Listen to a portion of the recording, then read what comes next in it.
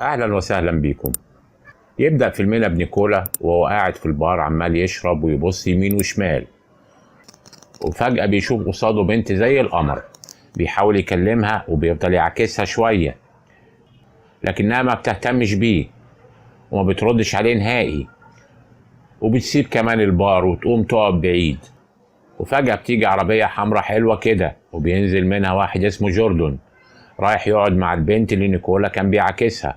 فطبعا الدم بيغلي في عروق نيكولا وبيتضايق، وبيقول يعني هي فضلت واحد تاني عليا، وبيروح عشان يتخانق مع جوردن. وبيقول نيكولا كلمتين للبنت، فطبعا جوردن ما بيعجبوش الكلام وبيقوم عشان يتخانق مع نيكولا، وبيدخلوا هما الاتنين في خناقة جامدة قوي. ونيكولا بيقدر انه يخبط جوردن خبطتين محترمين، ونيكولا بيشد جوردن وللأسف بيلاقي الباروكة بتاعته طلعت في ايده. وبيفضل نيكولا يتريق على جوردن شوية، وفي اللحظة دي بيجي صاحب البار والأمن وبيفصل بينهم وبيطلعوا بره المكان. وبيفضل نيكولا يضايق في جوردن حتى بعد ما جوردن بياخد البنت اللي معاه وبيركب العربية. فجوردن بينزل وبيعمل نفسه 80 راجل في بعض وبيضرب نيكولا. والغريب بقى ان نيكولا فعلا بيقع على الارض، وهنا بقى بنفهم ان في حاجة غلط. ما هو مش معقول واحد زي جوردن ده يضرب نيكولا بكل العضلات والقوة اللي عنده دي. وفعلا جوردن بيضرب نيكولا شوية ضرب حلوين أوي لدرجة انه بيقع على الارض. وكمان نيكولا بيخاف وبيقوم عشان يمشي. ساعتها البنت اللي في العربية بتطلع وتحضن جوردن وتقول له ان هو اشجع واحد في الدنيا. وهنخش على المشهد التاني، وهنا بنشوف بنت مرمية قدام مستشفى وبتكون متدشملة مكسرة خالص وباين انها واكلة علقة موت. والدكاترة بيشوفوها وبياخدوها بسرعة عشان يحاولوا يفوقوها، لكنها بتكون في حالة وحشة جدا، والحاجة الوحيدة اللي على لسانها هي اسم نيكولا. وتاني يوم بنشوف نيكولا وهو خارج بالعربية بتاعته وبيروح لمكتب غريب كده وبيقعد فيه مع واحد صاحبه. وهنا بقى بنبدأ نفهم ان اصل نيكولا طيار خاص وكان مقاتل كاراتيه قوي جدا، لكن اترفد من شغله بسبب انه ضرب الرئيس بتاعه لحد ما موته. وبقى شغال بودي جارد بالفلوس، واي حد عاوز يضرب حد يجيب نيكولا، او حد عايز يعمل مشكلة بيجيبه وبيديله فلوس. وبيتكلم صاحب نيكولا معاه وبيعرفه ان الشغلانة دي شغلانة خطر جدا ومش هتجيب له اي حاجة وهيموت في الاخر. لكن نيكولا ما بيهتمش بالكلام ده وبيروح عشان يشرب. وفي اللحظة دي بيدخل شخص عليهم المكان وبيقول انه عايز يقابل نيكولا، وبيتعرف الشخص ده على نيكولا وبيقول له ان اسمه سايروس، وبيقول له ان اسمه سايروس اورمانيو، اكبر لاعب للقمار في لوس انجلوس، وانه محتاجه معاه عشان يكون الحارس الشخصي ليه في صالات القمار اللي بيروحها، لانه دايما بيتعرض للسرقة بسبب ان مظهره يدي سن صغير. ساعتها نيكولا بيعرفه انه عشان يشتغل مع اي حد لمدة اكتر من يوم هياخد مبلغ اكبر، لكن سايروس بيكون ما عندوش مشكلة في اي فلوس، وبيعرفه انه من اول النهاردة بالليل هيبدأ معاه وانه هيديله اي فلوس يقول عليها، لكن في المقابل عاوز حماية كاملة وشاملة. ووافق نيكولا وعملوا الديل مع بعض. وبعدها بيمشي سايروس وبنشوف نيكولا وهو نازل عشان يركب عربيته. وفجأة بنشوف جوردن اللي اتخانق معاه امبارح وبيدي نيكولا فلوس وبيشكره.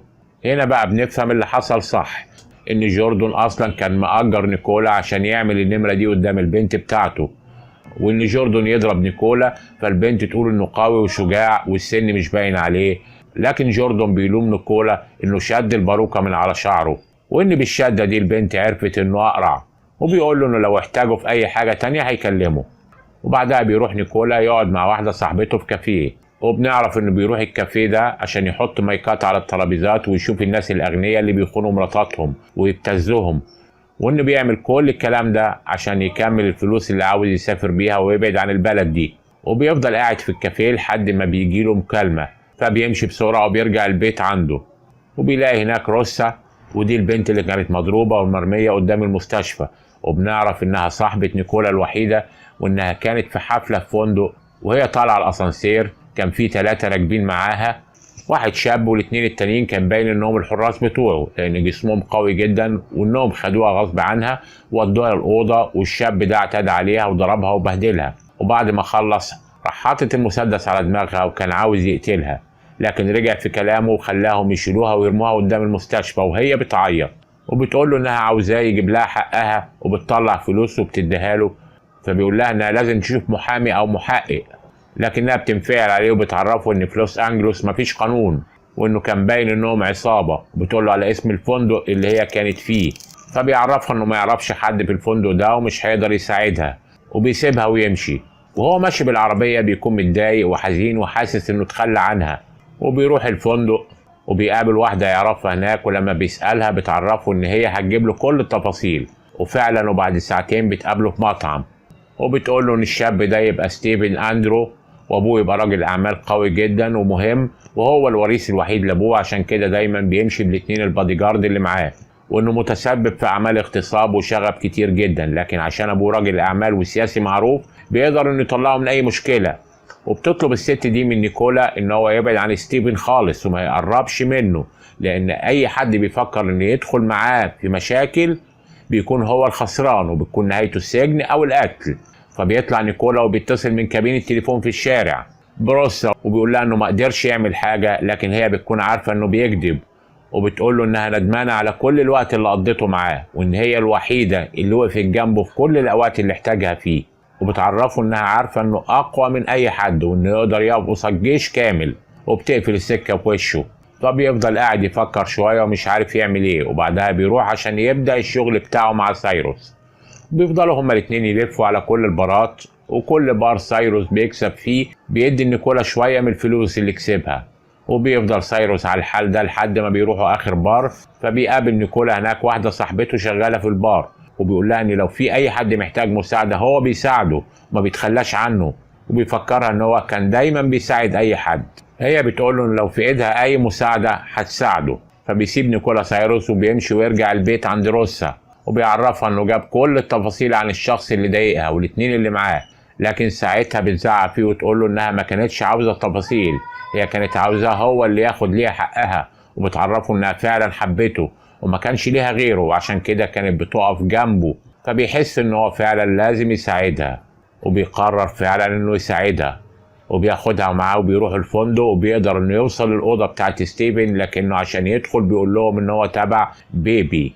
وبيبي ده بيبقى شخص من اكبر زعماء العصابات في البلد، وبيحاور على الاتنين البودي جارد، وبيقول ان هو جايب مجموعه بنات لستيفن. فطبعا بيدخلوه ساعتها، وبنلاقي ستيفن مروق على نفسه وعامل حفله ومقعد ستات كتير في كل حته. لكن لما بيدخل نيكولا كل حاجه بتتغير، وبيبدا نيكولا ان هو يتكلم مع ستيفن، وبيقول له ان في واحده صاحبته اتاذت في المكان ده. فستيفن بيقول له ان هو ما يقدرش يعمل اي حاجه، واللي بيدخل المكان ده بيطلع منه ميت. وبيفضلوا الاثنين البودي جارد يفتشوا في نيكولا، لكن ما بيلاقوش معاه اي حاجه. ولما ستيفن بيصمم انه يعرف نيكولا جاي ليه، بيعرفوا انه جاي عشان البنت اللي هم خطفوها واغتصبوها وضربوها. فستيفن بيطلع لنيكولا 50,000 دولار وبيديهم له، بيقول له دول تمن الاغتصاب والعلقه اللي هي اكلتها، وانه لازم دلوقتي حالا يمشي وما يجيش هنا تاني. ولحد هنا بيكون نيكولا هادي ومش عايز ينفعل، لحد ما ستيفن بيطلع السلاح من جيبه وبيوجهه ناحيه نيكولا. وساعتها بقى نيكولا بيقوم وبيطلع كريدت كارت من جيبه وبيعور بيها الاثنين الطوال العراة دول، وبينزل فيهم ضرب وبيدخل معاهم في قتال عنيف لحد ما بيقعوا هما الاثنين على الارض. وبيجي ستيفن يقوم، فبيديله نيكولا رجل هو كمان، وبيضربهم كلهم. وبيدخل روسا اللي هي اول ما بتدخل بتقرر انها تاخد حقها بحرفنه، وبتطلع مقص من شنطتها وبتقول لستيفن انها هتخليه ما ينفعش لاي حاجه في الدنيا. وبتمسك المقص وبتكون هتضيع مستقبله خالص، لكنه بيفضل يصرخ ويقول لها ان هو مستعد يديها اي مبلغ هي عايزاه، لكنها بتفضل تضغط عليه لحد ما تشوفه مذلول ومكسور قدامها. وبعدها بترجع في كلامها وما بترضاش انها تضيعه، وبتفضل تضحك وتتريق وتقول انها كده خلاص خدت حقها.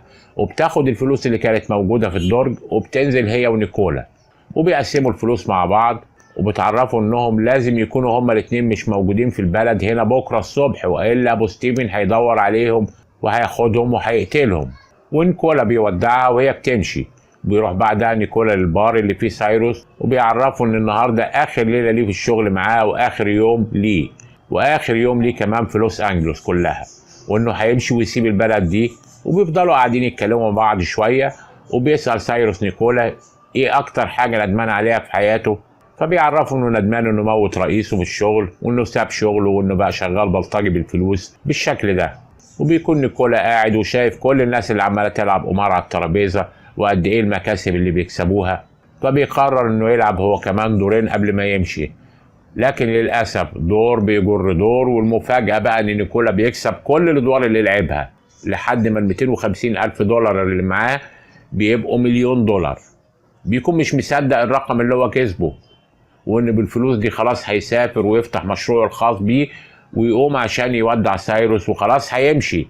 لكنه قبل ما يخرج بره البار بيطمع وبيقرر انه يلعب تاني على امل انه يخلي المليون 2 مليون، وبيرجع يقعد على الترابيزه. لكن سايروس بينصحه انه ما يلعبش تاني، لكن نيكولا ما بيسمعش كلام حد، وبيحط نيكولا كل اللي معاه وبيراهن على المليون كله وبيبدأ لعبه. في اللحظة دي بيخسر المليون كله، وبكده يكون خسر كل الفلوس اللي معاه.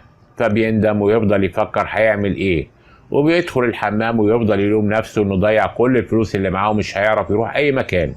وبيطلع تاني ويفضل يشرب وكأنه بينتقم من نفسه لحد ما بيكون مش شايف قصاده، فبيقع على الأرض وبيفوق بعدها بشوية وبيلاقي نفسه في أوضة سايروس. ساعتها سايروس بيبدأ يتكلم مع نيكولا وبيقول له إنه عاوز يعترف له بحاجة، وهي إنه مش بيلعب قمار ولا حاجة، وإن نص صالات القمار اللي هو بيدخلها دي أصلا بتاعته، وإنه مهندس كمبيوتر وبيقدر يبرمج أي حاجة بأي شكل، وإن ثروته بتتعدى المليار دولار. واستغرب نيكولا وبيسأله طب ليه أنت كدبت عليا من الأول؟ فبيعرفوا إنه في يوم كان ماشي وشاف شخص عجوز كاتب على ظهره أرجوك ما تضربنيش، وفي اللحظة دي حس نفسه مكان الشخص العجوز ده. وهنا بنعرف إن سايروس عنده مشاكل كتير جدا نفسية، وإنه على طول خايف من كل اللي حواليه وما بيقدرش يتعامل مع حد، والحاجة الوحيدة اللي بيقدر يتعامل معاها هي الكمبيوتر. وإن الدكتور نصحه إنه لازم يشوف شخص قوي عشان يقدر يكسر لعنة الخوف اللي جواه ويخليه يتعامل مع البشر عادي وبدون اي خوف. وبيندمج سايروس جدا مع نيكولا وبيقول له انه عاوز يعلمه ازاي ما يخافش ويبقى قوي، وانه في المقابل ده هيديله المليون اللي خسرهم. فبيرد نيكولا وبيعرف سايروس ان هو ما بيحبش حد يكذب عليه وما بيحبش يتعامل مع حد وهو كذاب، وبيقوم وبيسيبه وبيمشي وبيرجع للبار وبيفضل يشرب زي ما كان وهو عمال يفتكر الفلوس اللي هو خسرها. لكن وهو قاعد بيتفاجئ ان اتنين دخلوا عليه وبيكلموه ان هم عاوزينه في موضوع مهم. لكن اول ما بيبص لهم بيعرف انهم مجرمين من رجالة ستيفن، وبيلاقي في 4 غيرهم اقوى منهم. لكن نيكولا بيقدر انه يخلص عليهم بسهولة لحد ما بيكسر كل المجرمين اللي جايين من ناحية ستيفن، وبيكسر البار كله. وبيبص نيكولا يلاقي واحد جاي يقول له انه لازم يروح لبيبي زعيم اكبر عصابة في لوس انجلوس، واللي نيكولا استخدم اسمه عشان يدخل عند ستيفن. واول ما بيوصل نيكولا عند بيبي بيقول له ان في شخص راح ضرب ابن راجل اعمال مهم في فندق وكمان موت الرجاله اللي معاه. لكن نيكولا بينكر كل ده وبيقول له انه ما حصلش اي حاجه من الحاجات دي، وطبعا بيدخل في جدال هو وستيفن مع بعض. لكن بيبي في الاخر بينصف نيكولا على ستيفن، فتعصب ستيفن وبيمشي وبيعرفه ان هو هيخلي ابوه هو اللي ياخد حقه. فساعتها بيقول بيبي لنيكولا انه عارف ان هو اللي عمل كل الكلام ده، لكنه واقف في صفه عشان متاكد انه مش بيضرب حد الا لو يستاهل الضرب. وبينصحه انه يمشي من البلد في اسرع وقت عشان خاطر ابو ستيفن شخص مهم جدا في البلد ويقدر يخلي المجرمين والشرطه كمان يجروا كلهم ورا نيكولا في نفس الوقت. فبيرجع نيكولا يقعد في البيت وبيفضل يفكر هيعمل ايه وهيجيب الفلوس منين عشان يقدر يطلع من لوس انجلوس ويروح لمكان تاني يقعد فيه، لحد ما بيقرر انه يسمع كلام سايروس ويحاول انه يعلمه ازاي يكون قوي. وتاني يوم بيروح نيكولا لسايروس المطعم وبيتكلم معاه وبيقول له انه موافق انه يدربه على القتال ويديله كورسات في الثقة بالنفس، لكن لازم يقدر يعمل ده خلال يومين بس، لانه لازم يمشي من المدينة كلها في خلال يومين والا هيلاقي البلد كلها بتلف حواليه. وهم قاعدين بيتكلموا اللي بيخاف منه نيكولا بيلاقيه فجأة حصل. بيلاقي حواليه مجموعة من المجرمين وبيدخلوا عشان يدوروا عليه، فبيهرب نيكولا منهم بسرعة وبيقف فوق السطح بتاع المطعم وبيسيبهم يدوروا عليه. وبعدها بيقوم وينط وسطهم ويبدأ فيهم ضرب وترزيع فوق وتحت شحط محت، خد من هنا خد من هنا اضرب كسر، لحد ما قدر انه يخلص عليهم كلهم. وبيمسك ستيفن وبيفضل يضرب فيه وبيعرفه انه لو جري وراه تاني في اي مكان هيقضي عليه نهائي. وفعلا نيكولا بيمشي من البلد كلها، لكن نيكولا قبل ما بيمشي بيتفاجئ ان سايروس بيقابله وبيقول له انه صحيح ملحقش يعلمه اي حاجه، لكنه قضى وقت لطيف جدا معاه، وكمان هو الشخص الوحيد اللي صاحبه، فبيديله $1,000,000 وبيشكره على الوقت اللطيف اللي قضوه مع بعض. وبيمشي فعلا نيكولا من البلد وبينفد بجلده. وبكده نكون وصلنا لنهاية أحداث فيلمنا. لو عجبك الفيلم ما تنساش تشترك في القناة وتفعل زر التنبيهات عشان يوصلك كل جديد. سلام.